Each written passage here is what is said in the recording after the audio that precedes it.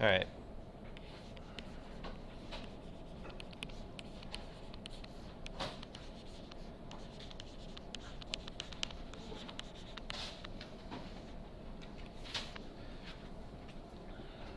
All right, so you've probably seen this before, that chemical equations are not the same as chemical reactions. The chemical reaction is the thing that actually happens physically. Right? You put the chemicals together, you make a thing. The chemical equation is the way that we express that on paper. So let's look at an example chemical reaction and talk a little bit about what it's saying and what it means.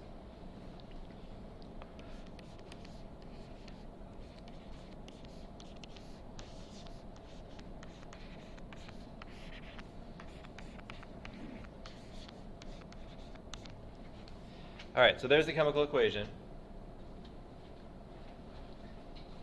We generally talk about the two sides of the arrow as being the reactants on the left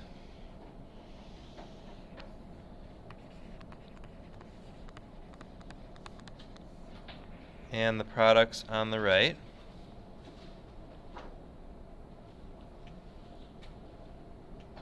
Often our reactions will show an arrow going from left to right, showing the transformation of the reactants into products. But another thing that we'll see is that many chemical reactions are reversible. And it's important to talk about the back and forth of that also. So sometimes the arrows will go in the other direction. Sometimes there will be arrows going in both directions, depending on the particular process that's happening in that particular equation. Okay, so you notice that the different substances are all given by their chemical formulas. What are the things in the parentheses for? The state of matter? Yeah. So there's, let's make a little key for that here. So we've got G for gas, L for liquid, S for solid, which we'll also use when there's a solid precipitate, very small pieces. And then the last one, which is not really a state of matter, but we use in these equations, is AQ, which stands for aqueous, which means a solution in water. So if a compound is dissolved in water, it's going to have the AQ in parentheses there. All right. So as written here, there's a problem with this chemical equation. Can we see what the problem is?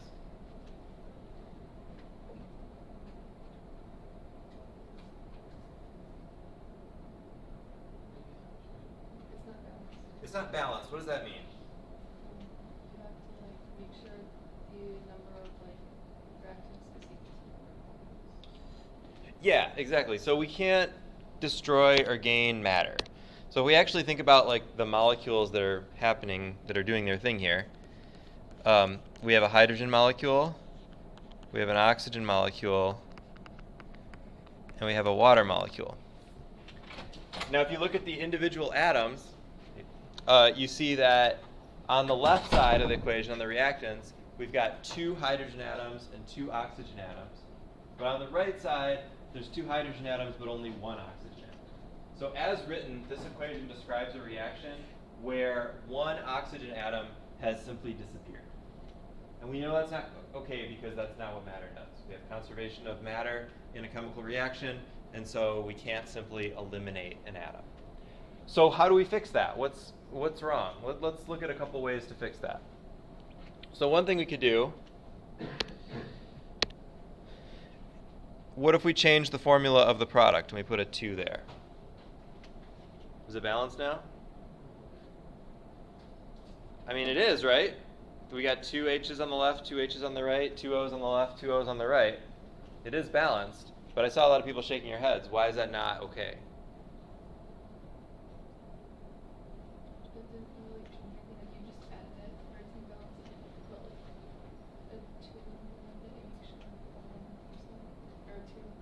Yeah, so that's the right way to do it.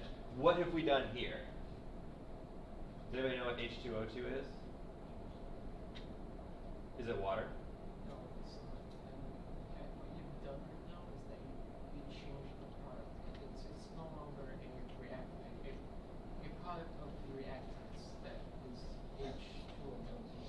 Yeah, so we actually wrote a different molecule here, which is H2O2, which would look like that, and that is hydrogen peroxide. Is hydrogen peroxide the same as water? It's not, right?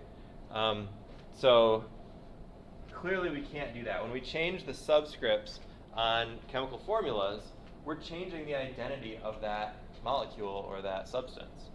Those subscripts have an important role in describing what that specific substance is. So we can't just go changing them just to make our numbers work out better.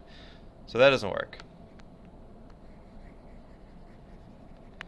So what if maybe we just forgot something? Can we just add an oxygen atom on like that? That's another way to balance it. Why does that not work? We still have water, but we're just adding the extra oxygen atom on. What's wrong with that? Yeah. Well, in this case, yeah, because oxygen is always O2 when it's like in its normal stable state, right? So you're not just going to have free oxygen atoms floating around. But yeah, also like this equation is meant to describe this particular reaction. The equation says hydrogen gas and oxygen gas combine to form water vapor. It doesn't say water vapor and some free oxygen atoms. That would be detectable. We'd know that. That would be a product that we could find. If it's not there, it's not there. We can't just add it to make our equation work out better. So the right answer, as a couple of you said, is to change the ratio by which these reactants react. So if we have 2 hydrogen molecules instead of just 1, then we can make 2 water molecules. And now everything works out. We've got 4 hydrogen atoms on the left, 4 hydrogen atoms on the right, 2 oxygen atoms on the left, 2 oxygen atoms on the right. So what we're really saying is that we need a ratio of 2 hydrogen molecules for every 1 oxygen molecule, and then we're going to make 2 molecules of water. So it's not that we got formulas wrong or anything, it's that we got the ratio wrong. And the way that we express the ratio is through coefficients that we put out in front of the molecule or the substance, the compound.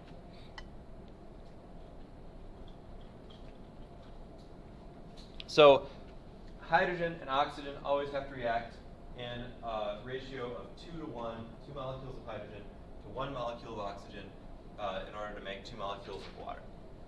That ratio is going to become very important in the next chapter when we talk about how do we know like how much of each to use. If you actually physically want to do this reaction, you need to make sure that in your thing that you're putting together to actually do this reaction, you have twice as many hydrogen molecules as you do oxygen molecules.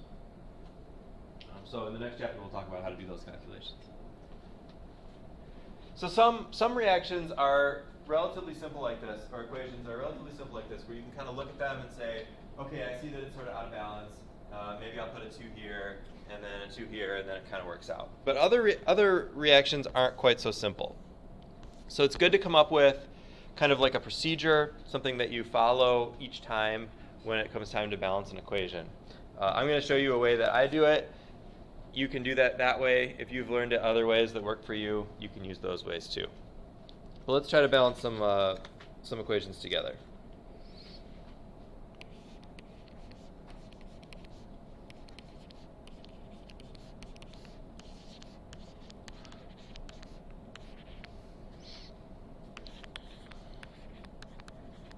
So here's a combustion reaction, combustion of butane, C4O10.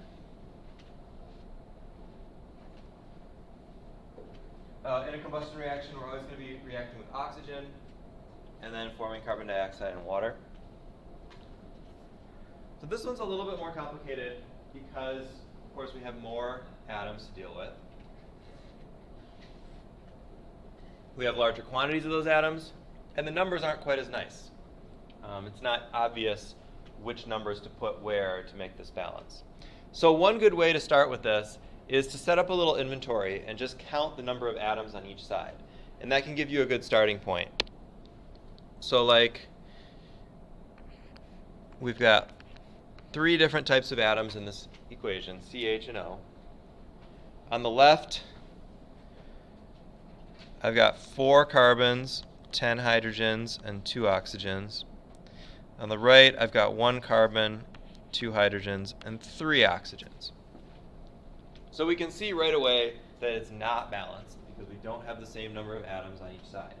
Notice also I'm totaling the entire sides. So even if there's 2 or 3 or 4 or more molecules or compounds on that side, you still count them all together. So I'm counting, like when I count the oxygen on the right, I'm counting both the oxygen in CO2 and the oxygen in water. All right, so now we can start placing our coefficients to try to bring these two sides into balance. It doesn't really matter where you start, with one exception, and that is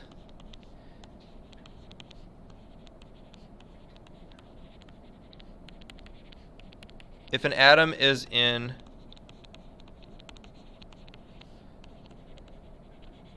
multiple compounds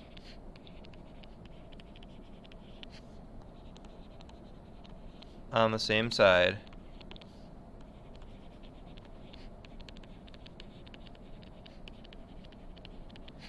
save it for last if you can. So in this case, which atom does that refer to? Which atom exists in multiple compounds on the same side? Yeah, oxygen. Oxygen on the right is in both CO2 and H2O. So the reason we want to save that till the end is that if we tried to balance that first, it's not really clear how we would do that. We would have to change the one on the left. Maybe we could put a 2 by the O2 to make 4, and then a 2 by the H2O to make 4. And we'd bring those into balance, but that was really arbitrary. We didn't know which one we had to really change. And often you don't know until the end. And in the process, you're kind of screwing up everything else. So it's best to just leave those till the end if you can. Sometimes there's something that's in all of them and you know, they're very similar and you can't do it. But most of the time you can leave that till the end. So that means we're going to start with balancing either carbon or hydrogen. It doesn't matter which one you go with. If we start balancing carbon, you don't want to say how many more carbons do I need on this side, because that can get a little bit confusing. It's best to just say how many carbons do I need on this side. So the left side has 4, the right side has 1, so we want the right side to also have 4. So to do that, we put a 4 coefficient next to the carbon-containing molecule. And then this is really important, you have to correct your numbers below. Because every time you change the number of the coefficient on a compound, you change the number of elements in that entire compound, or the number of atoms in that entire compound. So we now have 4 carbons instead of 1, and we've also changed our oxygen count from 3 to 9. We have 8, 4 times 2 is 8 from the carbon dioxide, and then 1 from the H2O is 9. All right, so next we're going to balance the hydrogen. What do we do there? How do we bring the hydrogen into balance?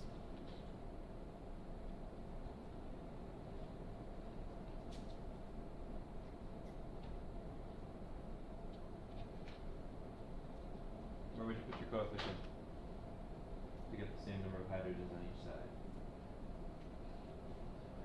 It's 5 on where? In front of the water, right? Yeah. So we put a 5 in front of the water, because 5 times 2 is 10. And then again, we've also changed the oxygen, so we have to correct that count as well. So now we have 8 plus 5 is 13. All right, so now our carbons are in balance, our hydrogens are in balance. So our last thing to do is to balance the oxygens. We've got 13 on the right, 2 on the left. What can we put in front of that oxygen to get to 13?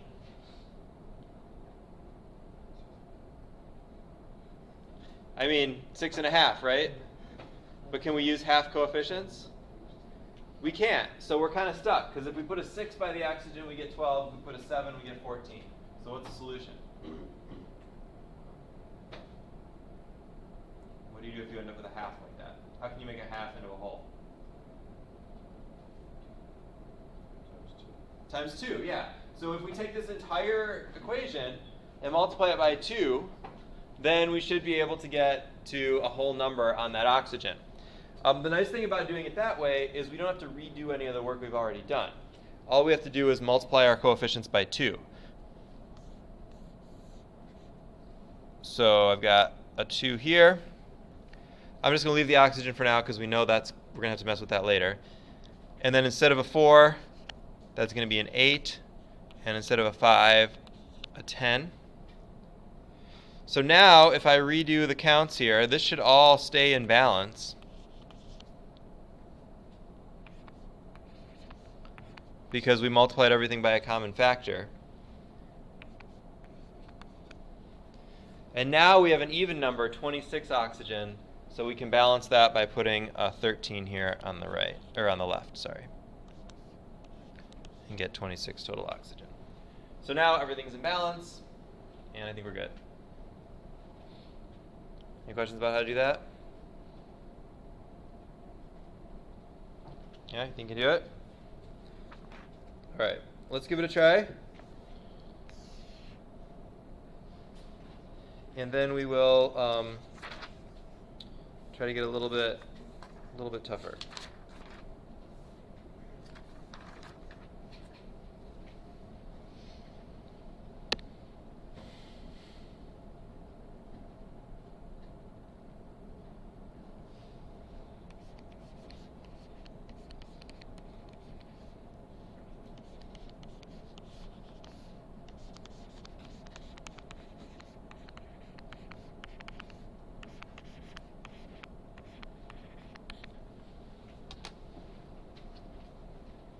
All right, see if you can balance that one.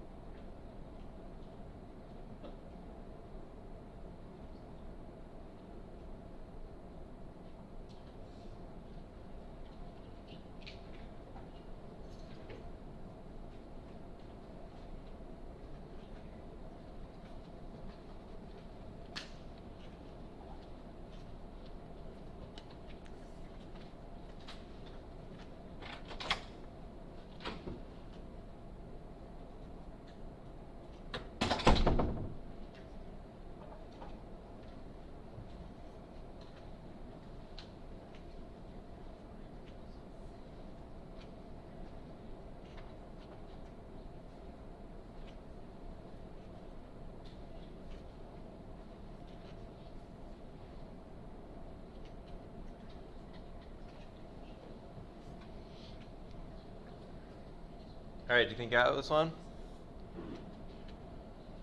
So, where'd you start?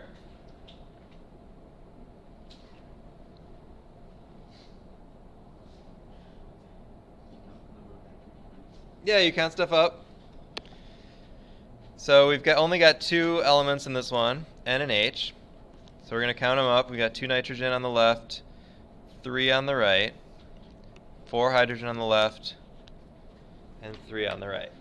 So not in balance. So what are you going to try to bring in balance first, the hydrogen or the nitrogen? Yeah, I mean, you can probably get it to work either way because it's a relatively small equation, but the better option here is the hydrogen because nitrogen is in multiple compounds on the right side. So you could potentially mess something up that you have to go back and fix later, which is fine. There is trial and error involved in this process, but it'll be easier if we start with the hydrogen. We've got 4 on the left and 3 on the right, so how do we bring a 4 and a 3 into balance?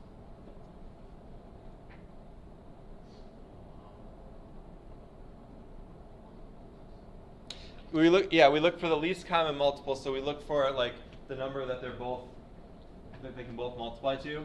So if 4 times 3 is 12, so if we have 3 of the 4s and 4 of the 3s, then we're going to have 12 of each. So we'll have a 3 here and a 4 here. Then we need to correct our numbers. So instead of 2 nitrogen, we now have 6 nitrogen. Instead of 4 hydrogen, we have 12. Instead of 3 nitrogen, now we have 6. And instead of 3 hydrogen, we have 12. Oh, so that's just it then. Now we don't have to add any more numbers. That's nice. Okay, did you get that one? All right, let's try one that's a little bit tougher. And the reason this one is a little bit tougher is because sometimes we don't have the equation already written out, just nicely ready for us to write some coefficients in. Sometimes we have to do a little bit of extra step. So I'm going to write another equation here that I want you to balance, but you're going to see it's going to take you a little bit extra work.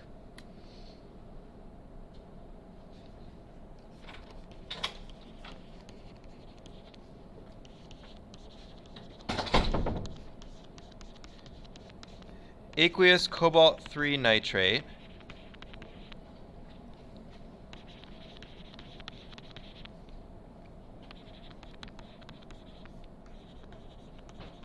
reacts with aqueous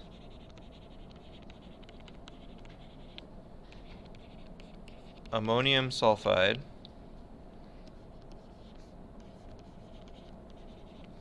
to form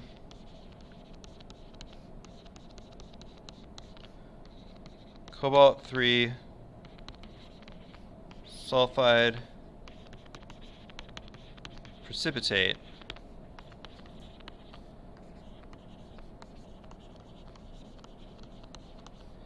the byproduct is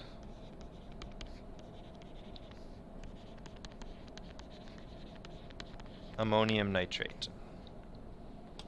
All right, so a few things to think about here first. So first of all, of course, we need to put those compounds into formulas, which we can do. But we also need to think about the language and how this process is being described. If we say aqueous cobalt nitrate reacts with aqueous ammonium sulfide to form cobalt-3 sulfide precipitate, what are we putting on the left?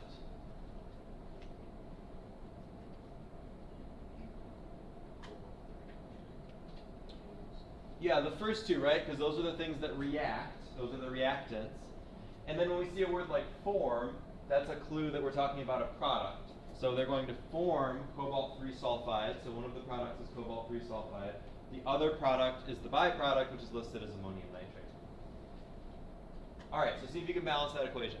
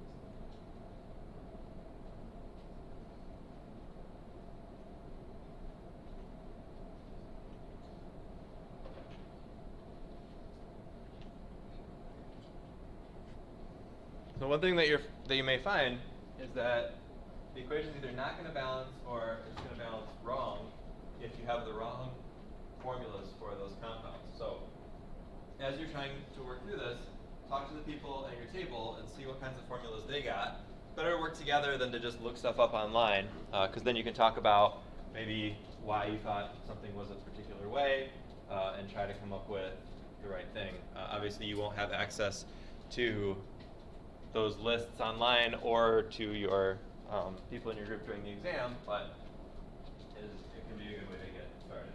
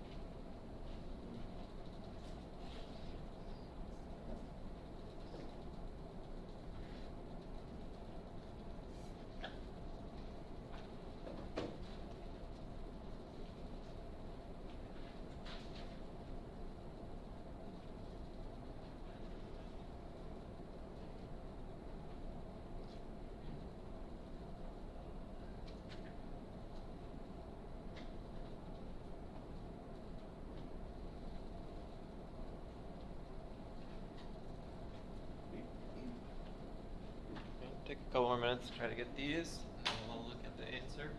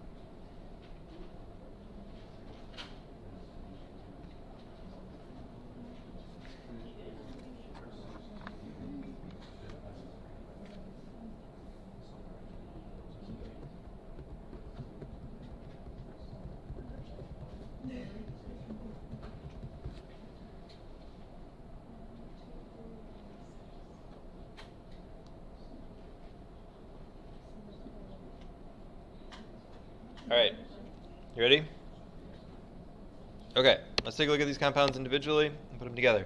So cobalt 3 nitrate, cobalt 3 means cobalt plus 3. Nitrate is NO3 minus 1, so we need 3 of the minus 1 nitrates to go with the plus 3 cobalt.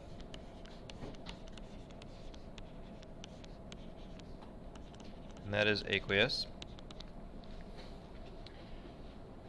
Stop me if you don't understand where one of these comes from, and we'll go through it more. The other thing is, sometimes in a description like this, the states of the reactants are given, like aqueous or solid or whatever. Sometimes they're not. And if they're not, there's not really any way that you can figure that out. Sometimes, if you have some chemical experience, you know, you've seen some stuff before, you can guess. Like if somebody says oxygen, you can probably guess it's probably in the gas form. But if it's not specified, you don't necessarily know. In this case, we do know for most of it. All right, so that reacts with ammonium sulfide. Ammonium is NH4+, sulfide is S-, or S2-, so that's going to be NH4 2S. That is also aqueous. Forming cobalt 3 sulfide precipitate. So again, if we've got plus 3 cobalt and minus 2 sulfide,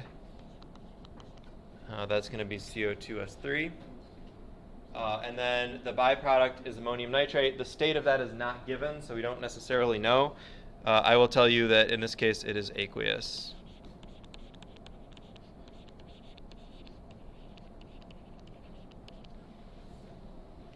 All right, ammonium, NH4+, nitrate, NO3-.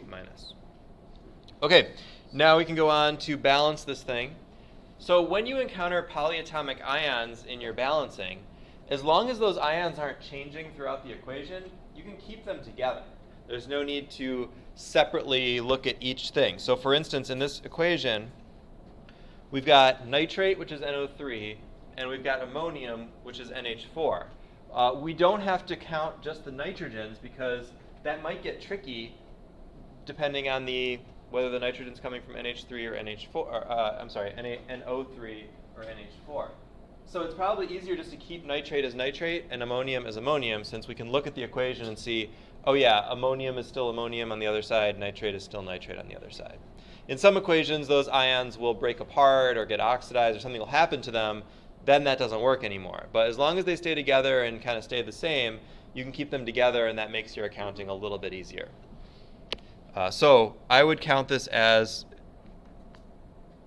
CO, NO3, NH4, and S, sulfide. So I've got basically four things to look at. There's 1 on the left, 2 on the right, 3 on the left, 1 on the right, 2 on the left, 1 on the right, and 1 on the left, 3 on the right. Doesn't quite matter where I start here because we don't have that problem with, if we keep our ions together, we don't have that problem with an element being in multiple compounds. So if I just start with the cobalt, I can put a 2 here. That's going to change to 2 cobalts. It's also going to change my nitrate from 3 to 6. So then maybe I'll look at the nitrate. If I've got 6 on the left, I want to have 6 on the right. So that changes my nitrate, also changes the ammonium. So I can do that over here also. 3 gives me 6 ammonium, also gives me 3 sulfide, and then it's balanced. So the coefficients go 2, 3, 1, 6. All right? Yeah, maybe? Okay.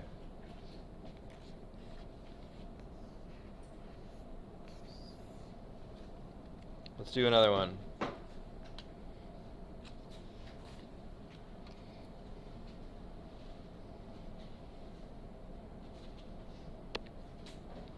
I think the video thing is freaking my computer out a little bit.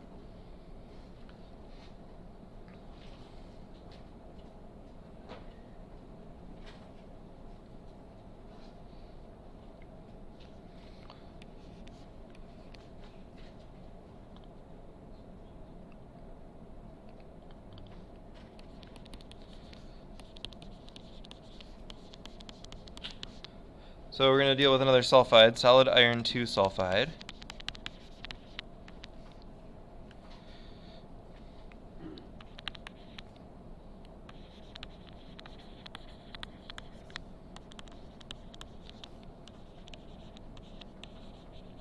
Is dropped into hydrochloric acid.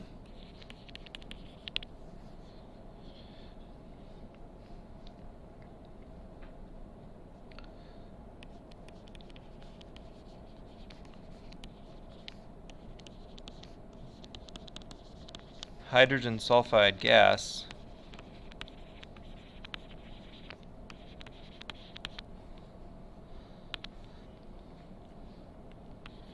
bubbles out. Aqueous iron 2 chloride is also formed. Okay, so you can write a balanced equation for that one.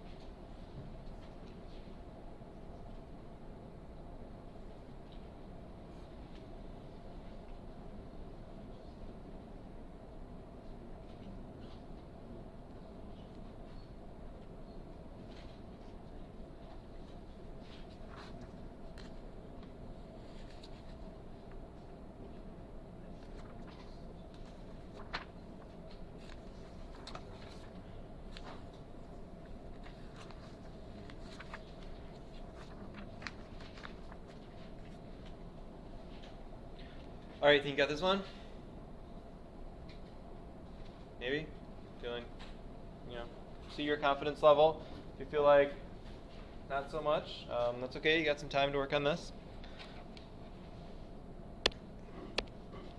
All right, so iron sulfide solid. Iron 2 sulfide is going to be FeS.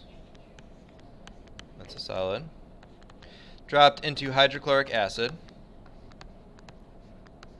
So acids are one place where the state in parentheses is really important. Because HCl is actually a compound on its own. Hydrogen chloride is a gas.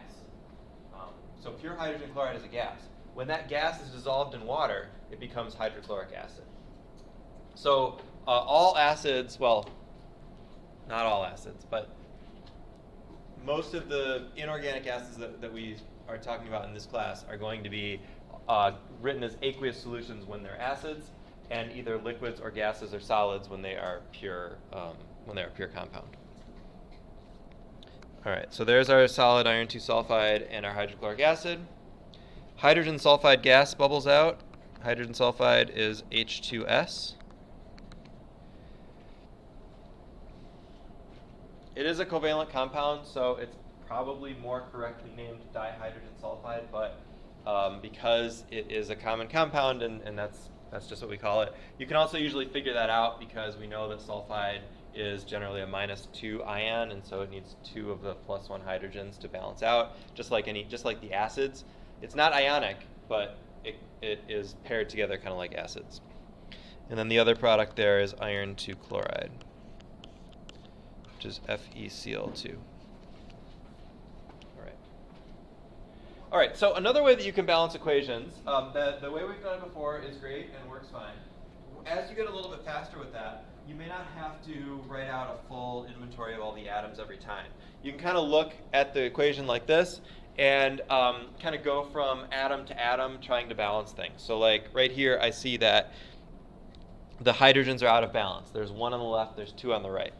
And I'm checking quickly to make sure there's not hydrogen in anything else. There's not, so I can pretty confidently put a 2 here. Then I kind of look at everything and it looks all balanced, right? That's all we had to do. Okay, so that worked nicely. So if you kind of go back and forth like that, just looking at which things are in balance, you can do that. It often ends up that you have to change one of your numbers that you already wrote, but that's fine as long as it all ends up balanced at the end. For things with really high numbers, like some of those hydrocarbon ones where you got like 20, 30, whatever in there, it can still be a little bit more, you can still have a little bit better chance of being correct if you total up all the atoms separately. All right, this go okay? I mean, maybe not, but you can definitely expect things like this on the exam next week. So please make sure that you've got all your polyatomic ions down, that you can make compounds, that you can name them, because remember, being off by just 1 on one of these, if you wrote that as FeS2 instead of FeS, that would throw the whole balancing off and change the entire equation. So got to get those compounds right to make sure that the equation can get balanced properly. And then in the next chapter, we're going to start doing calculations with these equations. So you got to get the right compounds to get the right equation, so then you can get the right calculations and the right numbers. And if one part of that goes wrong, then the whole thing can kind of come crashing down. So definitely worth your time to make sure you get that stuff down now before we start using it and developing it more and more. All right, the last little bit of chapter 3 is talking about organic compounds.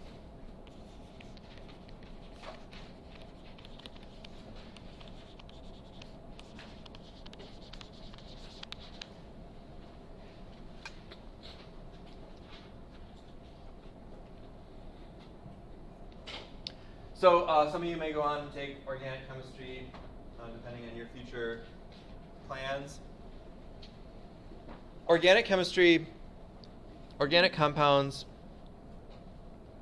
generally the way that we define them today, are compounds that are composed mostly of carbon and hydrogen with other atoms as well. The reason that it's called organic chemistry, organic, that word comes from life, it has to do with life. Early chemists believed that there was an absolute hard line between chemicals that came from living things and chemicals that came from non-living things. So there was the organic domain and there was the inorganic domain. The organic domain was like sugars and stuff that came from living things. The inorganic domain was like rocks and minerals and stuff from the ground, oil, whatever. Now we know that that's really an arbitrary distinction. It's not real. Molecules are molecules. It doesn't really matter where they come from. You can synthesize organic molecules just like you can get them from living things. So now we define organic chemistry as just mostly carbon and hydrogen. The reason that's important, that's an important distinction, is that the chemistry of carbon is very predictable. So carbon pretty much always forms 4 covalent bonds.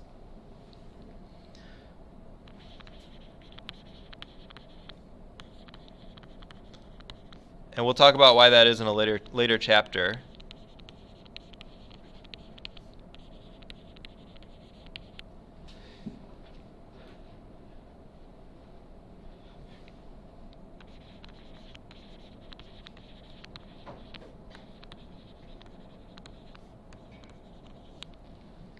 So we can build up these kinds of compounds like this.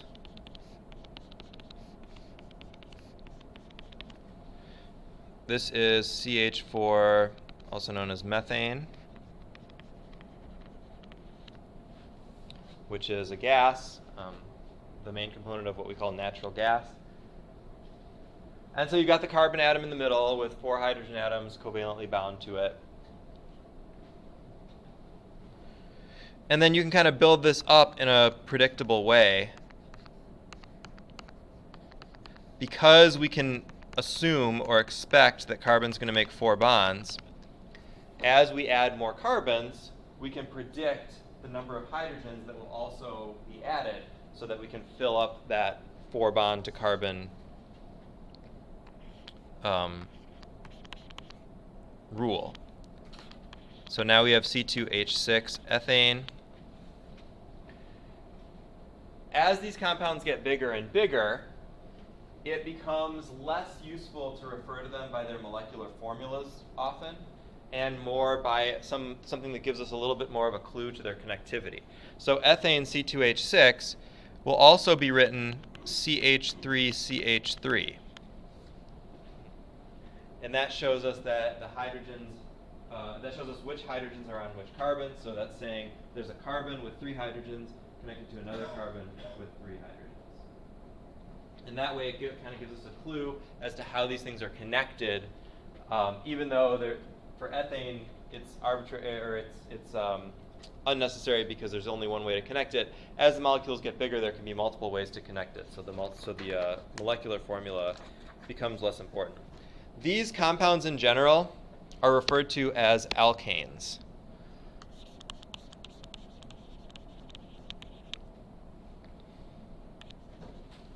Alkanes are compounds made of just carbon and hydrogen with all single covalent bonds between them.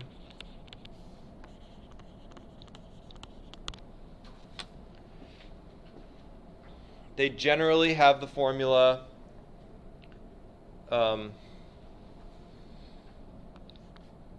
CnH2n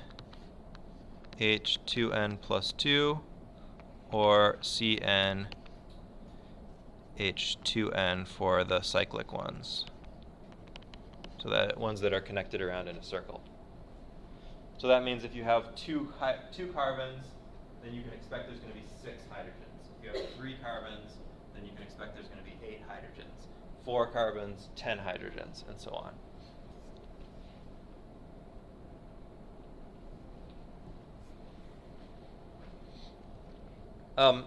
What happens is, well, these molecules, these alkanes that can get very, very large, these are things that we get from oil primarily. They are basically decomposed prehistoric plants and animals. And the alkanes themselves are not reactive. They are things like, methane, ethane, butane, propane, octane, up to larger molecules. They're very combustible. They react with oxygen readily when there's a spark present. So they are used as fuels, things like natural gas. But they're not very reactive with other molecules. And so in order to connect these and react these with other molecules, you have to functionalize them.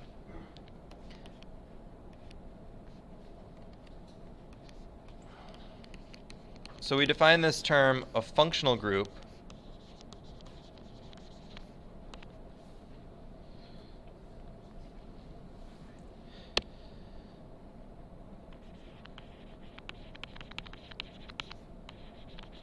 is a particular structural feature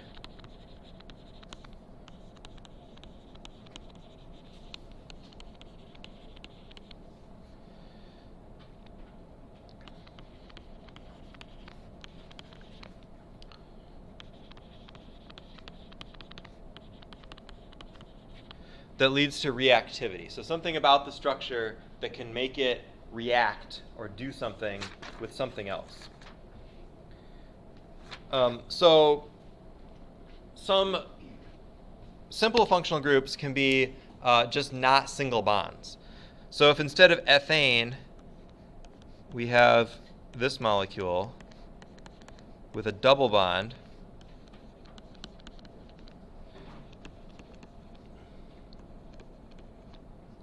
which is called ethene or sometimes ethylene.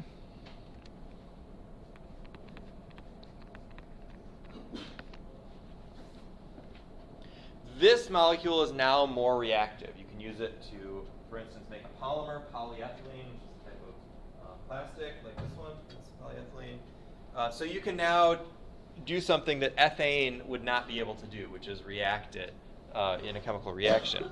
So this double bond is called an alkene instead of an alkane, and that's a type of functional group.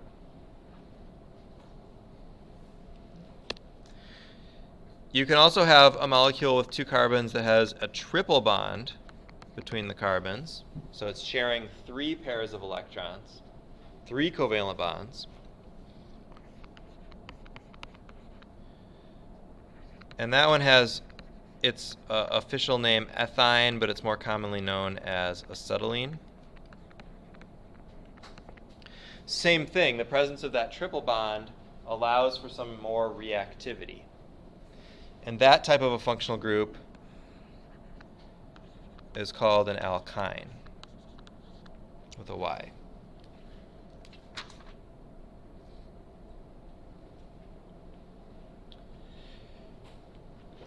So you'll see in the book a whole chart of various types of functional groups. You don't have to memorize all of them. They're mostly just for reference at this point, so you can see the possibilities. But different things like OH, which is called an alcohol, or carbon double bond to oxygen, there's a bunch of functional groups in that family. The important thing to know about these at this point in our class is just that they exist, that alkanes themselves are not terribly reactive, and that they have to be functionalized or have these functional groups to actually go and do chemistry. When we get into Lewis structures in, I believe, chapter 9, chapter 9 and 10, we'll get more into the actual structures of these things and what they look like in 3 dimensions. All right, questions about any of that stuff? All right, so that'll be the end of the new material that you'll see, or of all the material that you'll see on the exam on Wednesday. We're going to do some review down in our discussion period in a little while. First, let's just look at a couple more sort of general questions that we can practice that I can kind of pull out from anywhere in the last few chapters.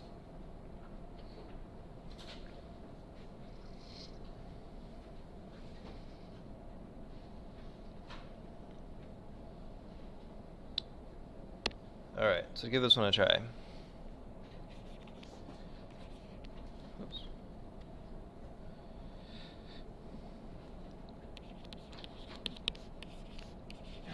A 45.2 milligram sample. I think this one was in the homework too.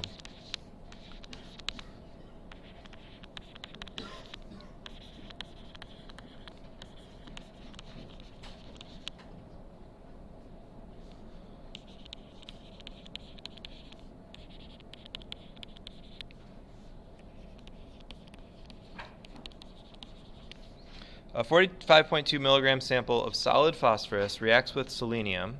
That should also be solid.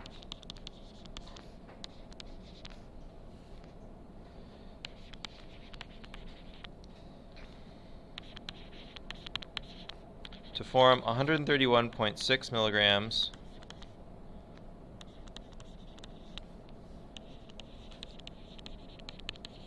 of the selenide, so something, a molecule that's a combination of phosphorus and selenium.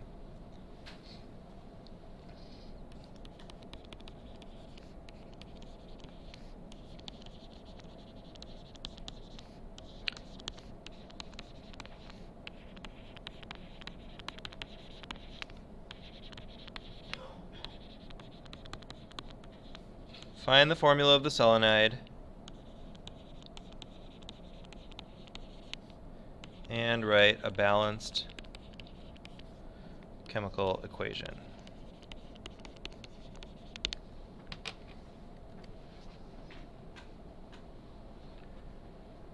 Go ahead and work together if you'd rather. It might be nice to talk to each other about this instead of trying to work it out on your own.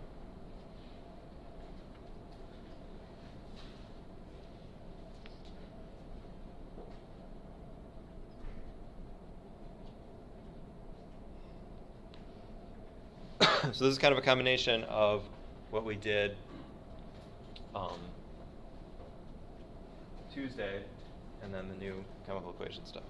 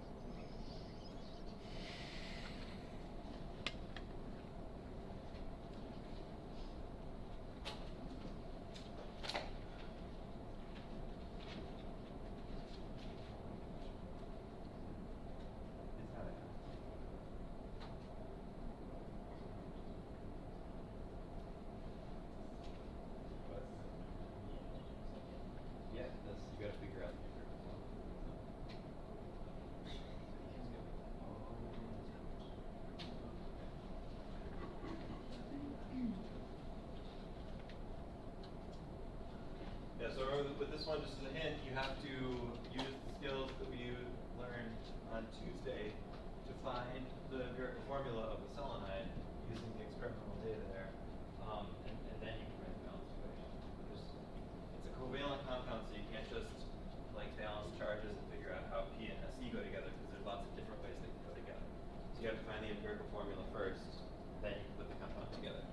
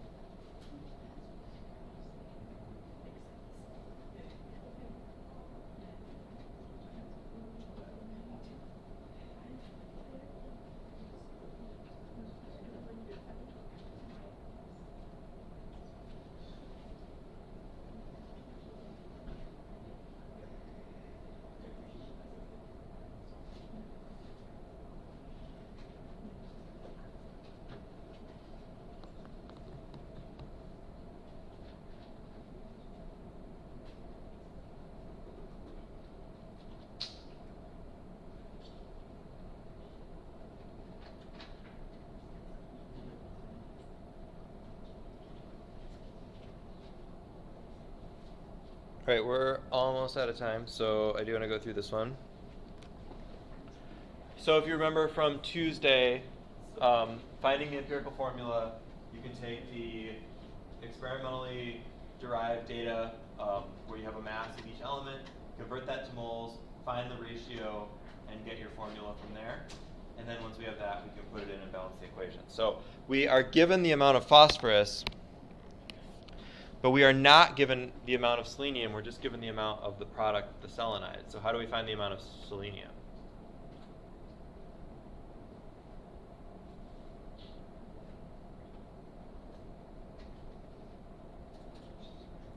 Yeah, you just subtract, because conservation of mass. So if the only reactants are phosphorus and selenium, and they react to form a certain amount of selenide, then the rest of the mass must be the selenium. So 131.6 milligrams minus, that's the total, 45.2 for phosphorus.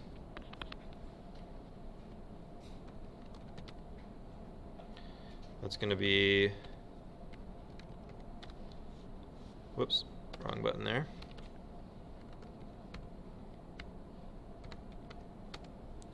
$86.4 for selenium. Okay. So now we can convert that to moles. 45.2 milligrams of phosphorus. And we can just use milligrams and millimoles since we don't care about the actual value of the quantity. So it's 30.97.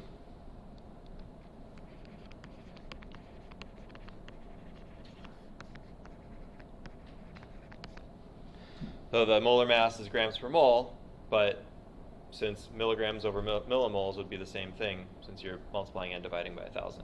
So we'll just keep it in the milli range.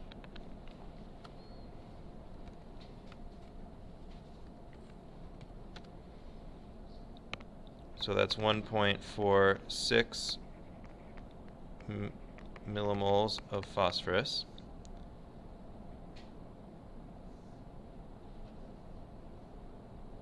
We can do the same thing for selenium. 86.4 milligrams of selenium. And we looked that one up. That's 78.9. Is that 96 or 98? I can't see from here. 96? Okay.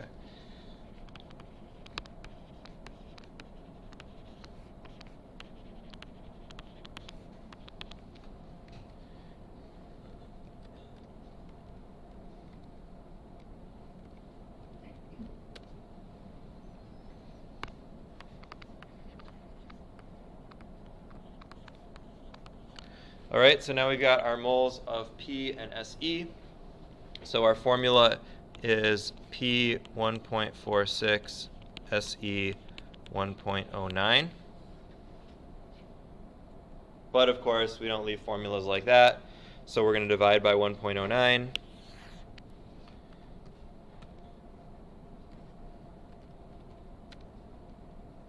All right, we get about 1.34.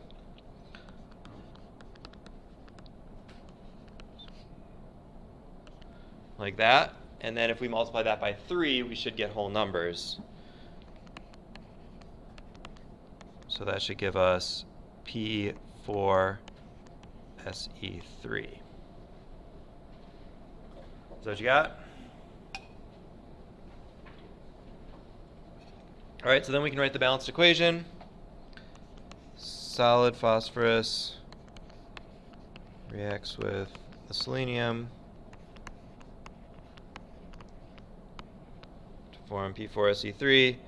We balance pretty easily like that since we don't have any subscripts to worry about on the left.